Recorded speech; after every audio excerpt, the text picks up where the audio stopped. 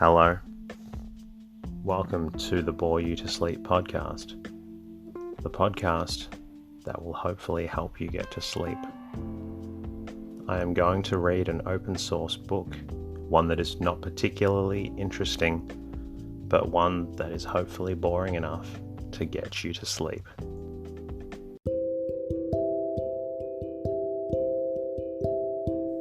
Is there something interfering with your happiness, or is preventing you from achieving your goals? I know there have been times in my life where I've struggled with sleeplessness, which is why I strive to help people everywhere with theirs. I'm proud to have partnered with a new sponsor, BetterHelp. BetterHelp will assess your needs and match you with your own licensed professional therapist, which doesn't take long at all. It's not a crisis line. It's not self-help. It is professional counseling done securely online. You can schedule weekly video or phone sessions in the comfort of your own home. You can also log in to your account anytime and send a message to your counselor when you need. You'll have access to a broad range of expertise in BetterHelp's counselor network, which may not be locally available in many areas. BetterHelp is committed to facilitating great therapeutic matches, so they make it easy and free to change counselors if needed. Visit trybetterhelp.com/bore you to sleep. That's TryBetterHelp, and join over 500,000 people taking charge of their mental health. Special offer for Bore You to Sleep listeners with 10% off your first month at trybetterhelp.com/bore you to sleep. Tonight's reading comes from The Woodlanders by Thomas Hardy. Published in 1886, it tells the story of the small village of Little Hintock. My name is Teddy, and I aim to help people everywhere get a good night's rest. Sleep is so important, and my mission is to help you get the rest that you need. The podcast is designed to play in the background while you slowly fall asleep. Thank you so much to everyone who has reached out to me during the week to send their gratitude for the podcast. Ava May, I received your lovely review on Podbean. Thank you. Liam J, thank you to your podcast review on Castbox. I'm glad I've been able to help. Super Nika Reddy and Ashley Gudermuth, thank you for mentioning me in your stories on Instagram. Christine Rogers, your message through the website was lovely. Thank you. On Twitter, thank you Sunseeker for mentioning me in your tweet. I can confirm I am Australian, not British. And very special thank you to Jade Coolum for becoming a new Patreon. This is the ultimate thank you and allows me to keep bringing out more episodes for you. If you do appreciate the podcast, a lovely way to say thank you is to leave a 5-star review in your iTunes or podcast app. Even one sentence helps out. It would also be awesome if you were able to share the podcast with someone you know who may also need a good night's rest. If you would like, you can also say hello at boreyoutosleep.com, where you can support the podcast. I'm also on Twitter and Instagram at boreyoutosleep. In the meantime, lie back, relax, and enjoy the readings. The Woodlanders by Thomas Hardy. Chapter 1. The rambler who, for old association or other reasons, should trace the forsaken coach road running almost in a meridional line from Bristol to the south shore of England, would find himself during the latter half of his journey in the vicinity of some extensive woodlands, interspersed with apple orchards. Here the trees, timber, or fruit-bearing, as the case may be, make the wayside hedges ragged by their drippant shade, stretching over the road with easeful horizontality, as if they found the unsubstantial air an adequate support for their limbs. At one place, where a hill is crossed, the largest of the woods shows itself bisected by the highway, as the head of the thick hair is bisected by the white line of its parting. The spot is lonely. The physiognomy of a deserted highway expresses solitude to a degree that is not reached by more dales or downs, and bespeaks a tomb-like stillness, more emphatic than that of glades and pools. The contrast of what is with what might be probably accounts for this. To step, for instance, at the place under notice, from the hedge of the plantation into the adjoining pale thoroughfare, and pause amid its emptiness for a moment, was to exchange, by act of a single stride, the simple absence of human companionship for an incubus of the forlorn. At this spot, on the lowering evening of a bygone winter's day, there stood a man who had entered upon the scene much in the aforesaid manner, alighting into the road from a stile hard by.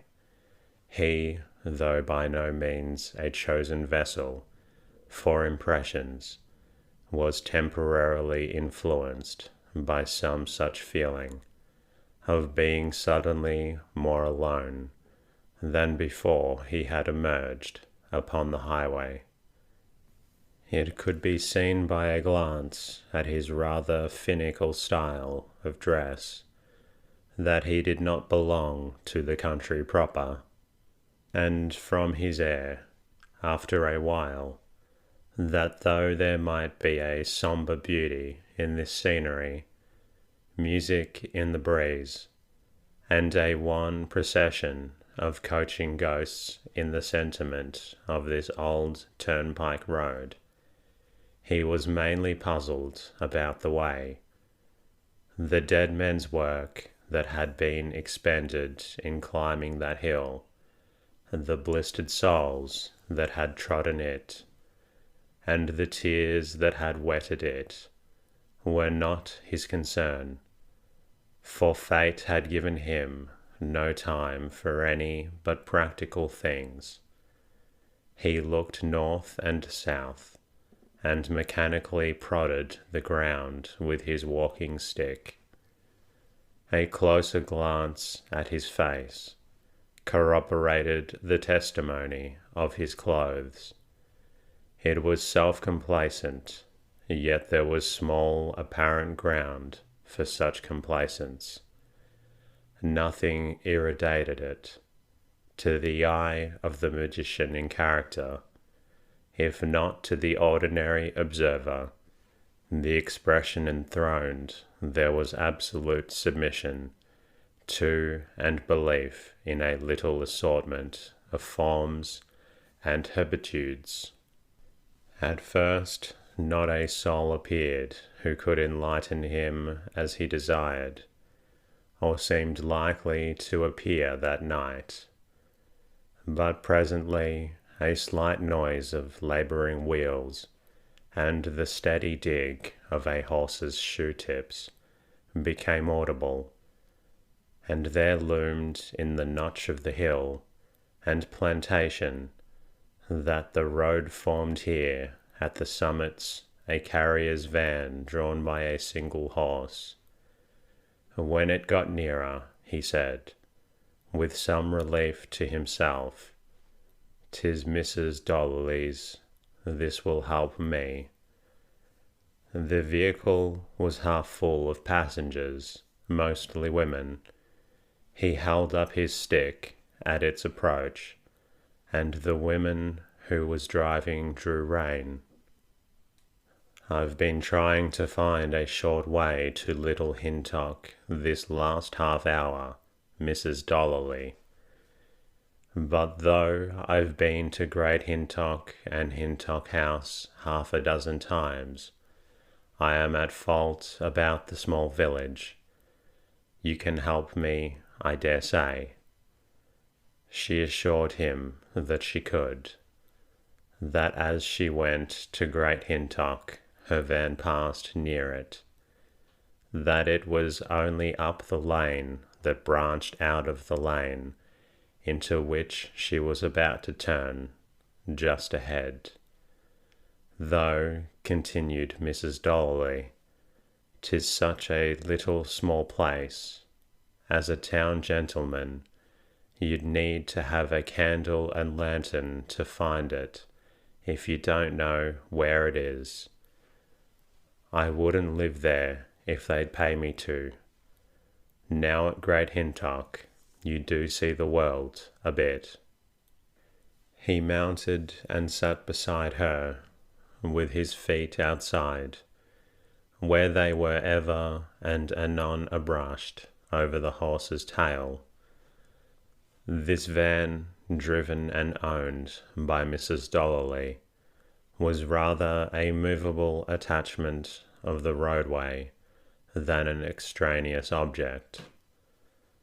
To those who knew it well, the old horse, whose hair was of the roughness and colour of heather, whose leg joints, shoulders, and hoofs were distorted by harness and drudgery from colthood, though if all had their rights, he ought, symmetrical in outline, to have been picking the herbage of some eastern plain instead of tugging here, had trodden this road almost daily for 20 years.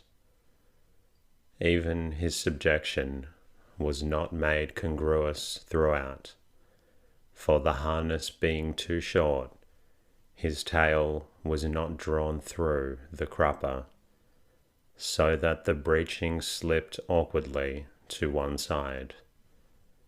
He knew every subtle incline of the 7 or 8 miles of ground between Hintock and Sherton Abbas, the market town to which he journeyed, as accurately as any surveyor could have learnt it by a dumpy level. The vehicle had a square black tilt which nodded with the motion of the wheels, and at a point in it, over the driver's head, was a hook, to which the reins were hitched at times, when they formed a catenary curve from the horse's shoulders. Somewhere about the axles was a loose chain, whose only known purpose was to clink as it went. Mrs. Donnelly, having to hop up and down many times in the service of her passengers, wore, especially in windy weather, short leggings under her gown for modesty's sake, and instead of a bonnet, a felt hat tied down with a handkerchief, to guard against an earache to which she was frequently subject. In the rear of the van was a glass window, which she cleaned with her pocket handkerchief every market day before starting. Looking at the van from the back, the spectator could thus see through its interior a square piece of the same sky and landscape that he saw without, but intruded on by the profiles of the seated passengers, who, as they rumbled onward, their lips moving and heads nodding in animated private converse, remained in happy unconsciousness that their mannerisms and facial peculiarities were sharply defined to the public eye. This hour of coming home from market was the happy one, if not the happiest of the week for them. Snugly ensconced under the tilt, they could forget the sorrows of the world without, and survey life and recapitulate the incidents of the day with placid smiles. The passengers in the back part formed a group to themselves, and while the newcomer spoke to the proprietress, they indulged in a confidential chat about him as about other people, which the noise of the van rendered inaudible to himself and Mrs. Dolly, sitting forward. "'Tis Barber Percombe, he that's got the waxen women on his window at the top of Abbey Street.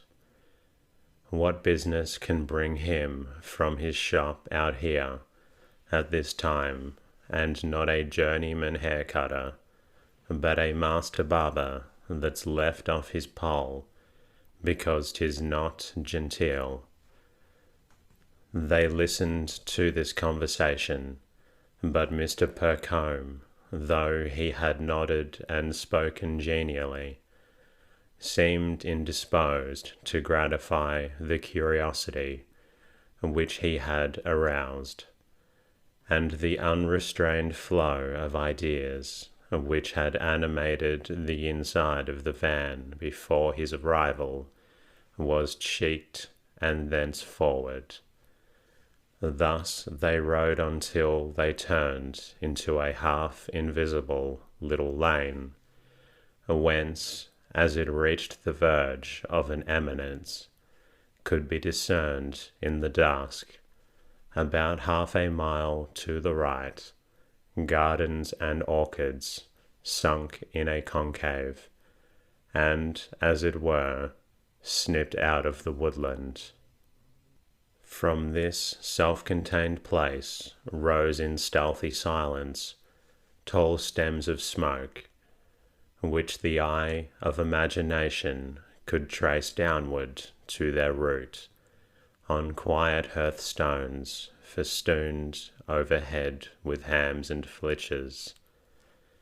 It was one of those sequestered spots outside the gates of the world, where may usually be found more meditation than action, and more passivity than meditation, where reasoning proceeds on a narrow premises, and results in inferences wildly imaginative, yet where, from time to time, no less than in other places, dramas of a grandeur and unity truly Sophoclean are enacted in the real by virtue of the concentrated passions and closely knit interdependence of the lives therein.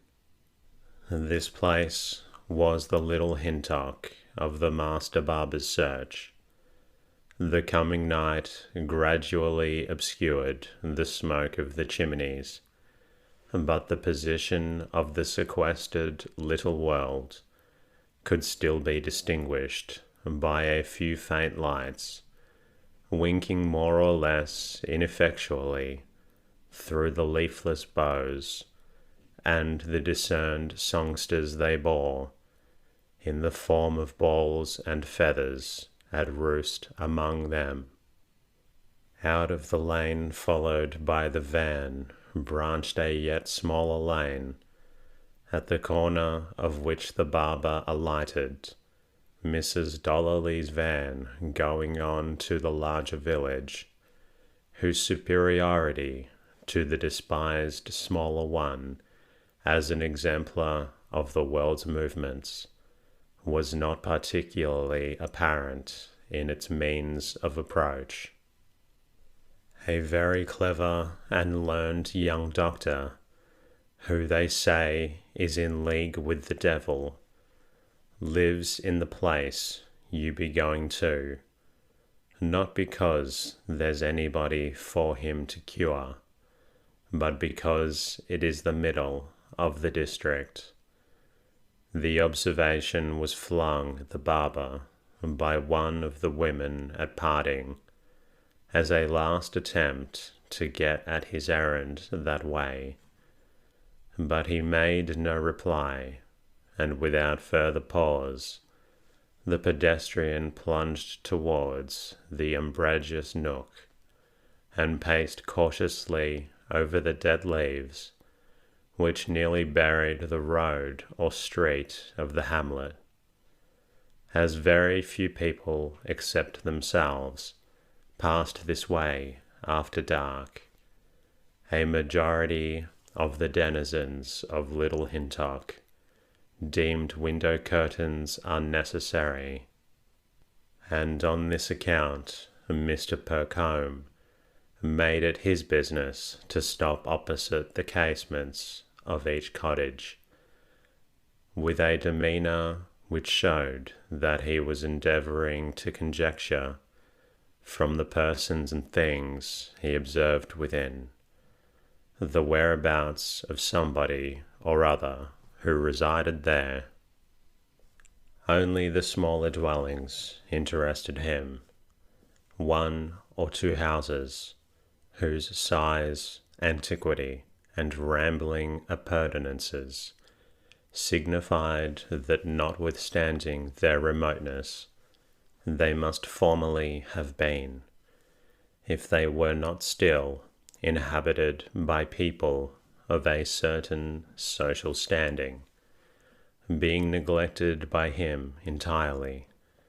Smells of pomace and the hiss of fermenting cider, which reached him from the back quarters of the other tenements, revealed the recent occupation of some of the inhabitants, and joined with the scent of decay from the perishing leaves underfoot.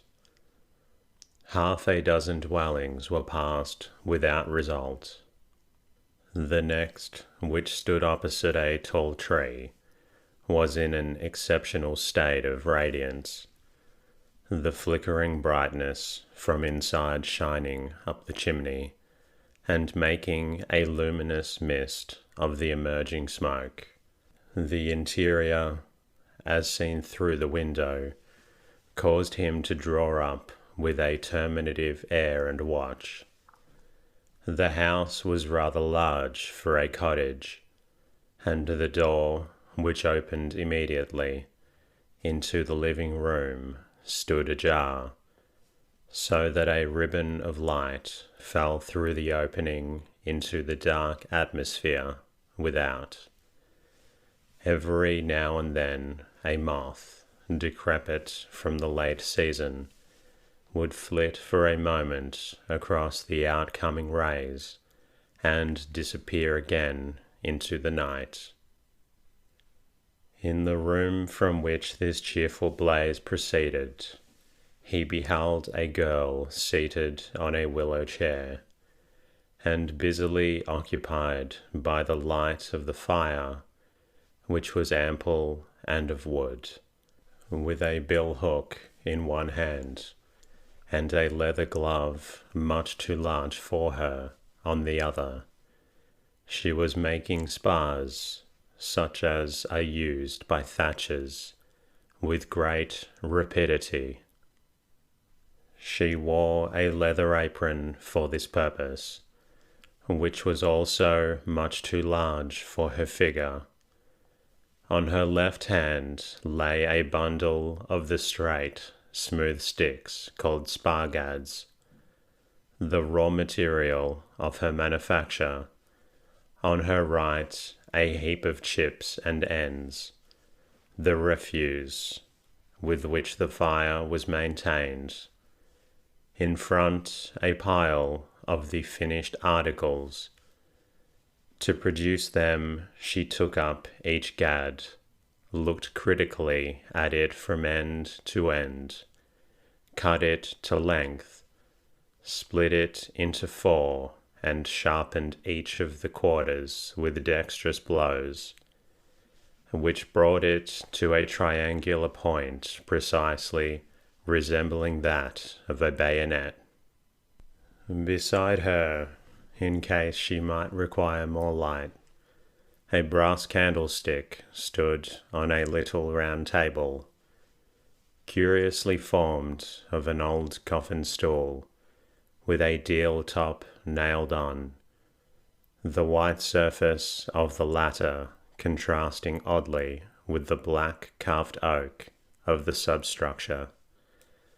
The social position of the household in the past was almost as definitively shown by the presence of this article as that of an esquire or nobleman by his old helmets or shields.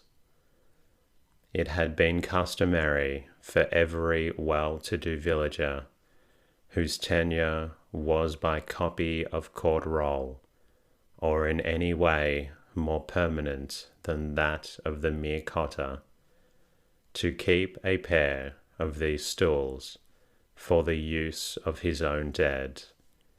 But for the last generation or two, a feeling of cui bono had led to the discontinuance of the custom, and the stools were frequently made use of in the manner described. The young woman laid down the bill-hook for a moment and examined the palm of her right hand, which, unlike the other, was ungloved, and showed little hardness or roughness about it. The palm was red and blistering, as if this present occupation were not frequent enough with her to subdue to what it worked in.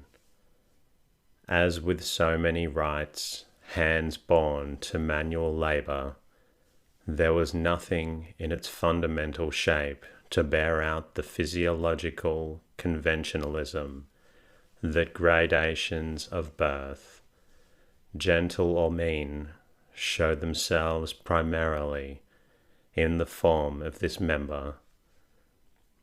Nothing but a cast of the die of destiny had decided that the girl should handle the tool, and the fingers which clasped the heavy ash haft might have been skilfully guided, the pencil or swept the string, had they only been set to do it in good time. Her face had the usual fullness of expression which is developed by a life of solitude, where the eyes of a multitude beat like waves upon a countenance they seem to wear away its individuality. But in the still water of privacy, every tentacle of feeling and sentiment shoots out in visible luxuriance, to be interpreted as readily as a child's look by an intruder. In years she was no more than 19 or 20, but the necessity of taking that, a too early period of life, had forced the provisional curves of her childhood's face to a premature finality. Thus she had but little pretension to beauty, save in one prominent particular, her hair. Its abundance made it almost unmanageable. Its colour was, roughly speaking, and as seen here by firelight, brown, but careful notice, or an observation by day, would have revealed that its true shade was a rare and beautiful approximation to chestnut. On this one bright gift of time to the particular victim of his now before us, the newcomer's eyes were fixed. Meanwhile, the fingers on his right hand mechanically played over something sticking up from his waistcoat pocket, the bows of a pair of scissors, whose polish made them feebly responsive to the light within.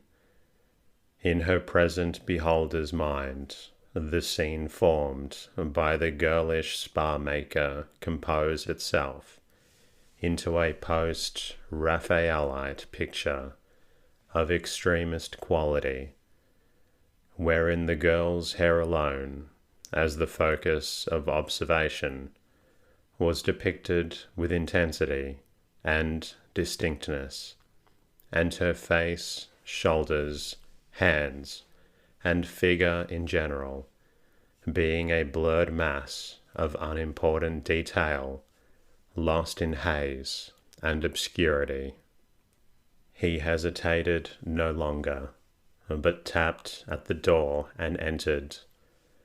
The young woman turned at the crunch of his boots on the sanded floor, and exclaiming, "Oh, Mr. Percombe, how you frightened me," quite lost her colour for a moment. He replied, "You should shut your door, then you'd hear folk open it." "I can't," she said. "The chimney smokes so." "Mr. Percombe, you look as an unnatural out of your shop, as a canary in a thorn hedge. Surely you have not come out here on my account?" "Yes, to have your answer about this." He touched her head with his cane, and she winced. "Do you agree?" He continued, "It is necessary that I should know at once, as the lady is soon going away, and it takes time to make up."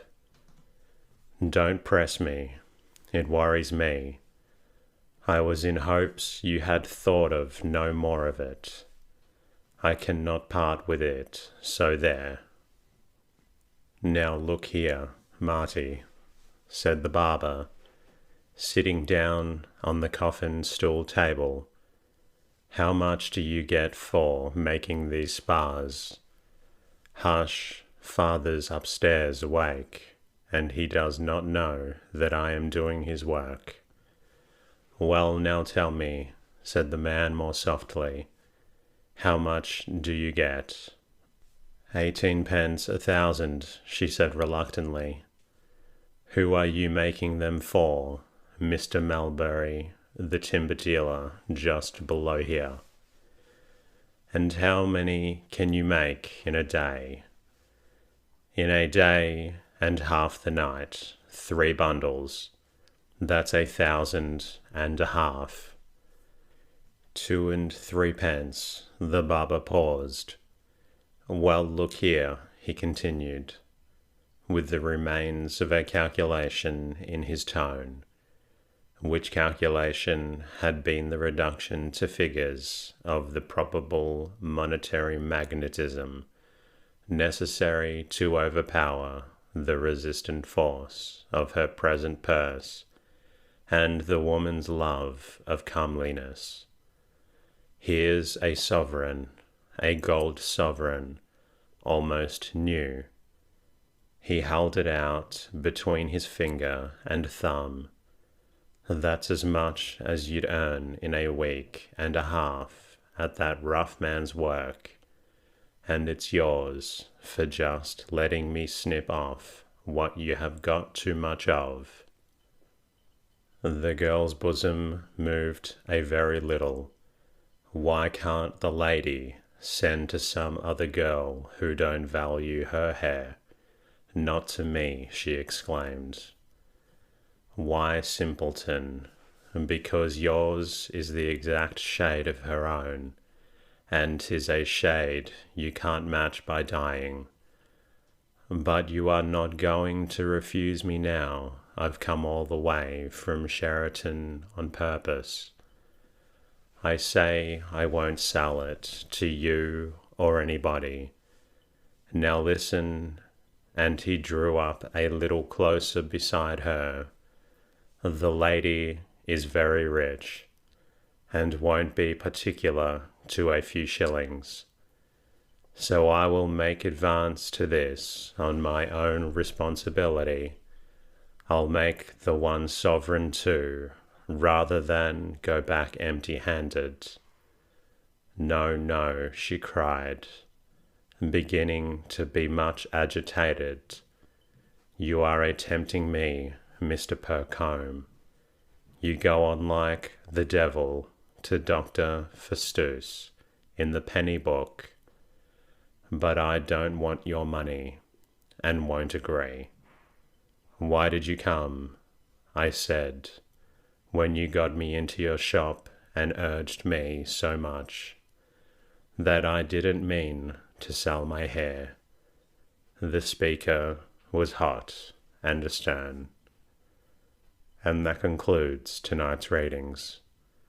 I hope you've enjoyed listening to this episode of Bore You to Sleep.